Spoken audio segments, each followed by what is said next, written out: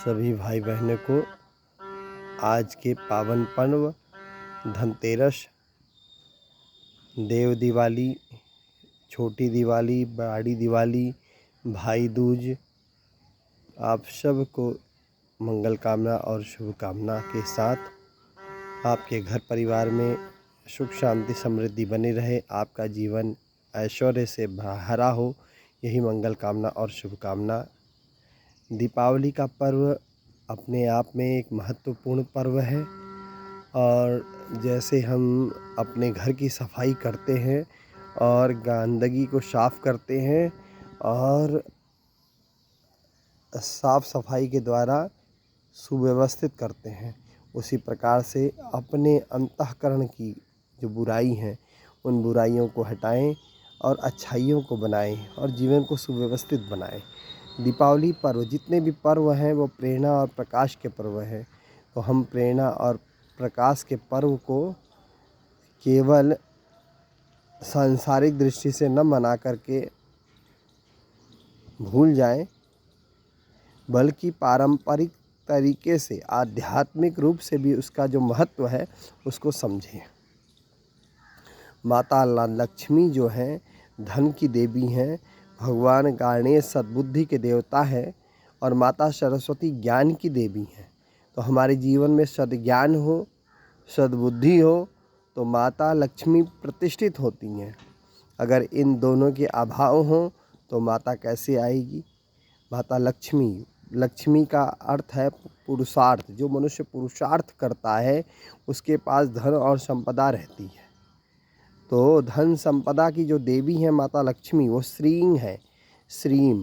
श्रीं जो है वो पूरे ऐश्वर्य समृद्धि को प्रकट करती है और पूरे विश्व ब्रह्मांड को समृद्ध बनाती है, राष्ट्र सशक्त और समर्थ बनता है।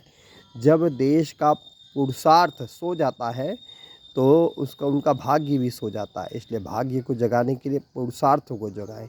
और पुरुषार्थ कैसे जगेगा?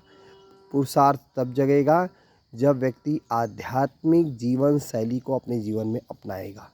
आध्यात्मिक जीवन शैली, सुव्यवस्थित दिनचर्या और नियमित रूप से गायत्री महामंत्र का यदि संध्या वंदन करे सुबह और शाम, तो व्यक्ति के अंदर की जो बुराइयां हैं वह सब दूर होती हैं और पुरुषार्थ जगता है। और जब पुरुषार्थ जगता है तो समृद्धि बनती है। इसलिए अपने जीवन को सूर्य के साथ जोड़ें।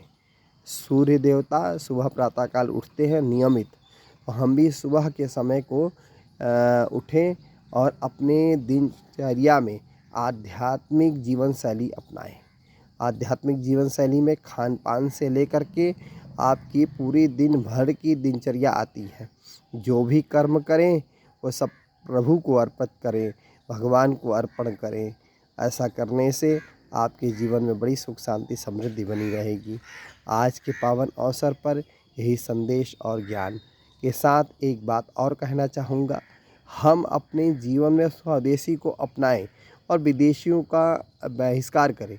हाँ, विदेशी जो कंपनियां हैं वो हमारा सारा पैसा बाहर ले जाएंगी और हमारा देश खाली हो जाएगा।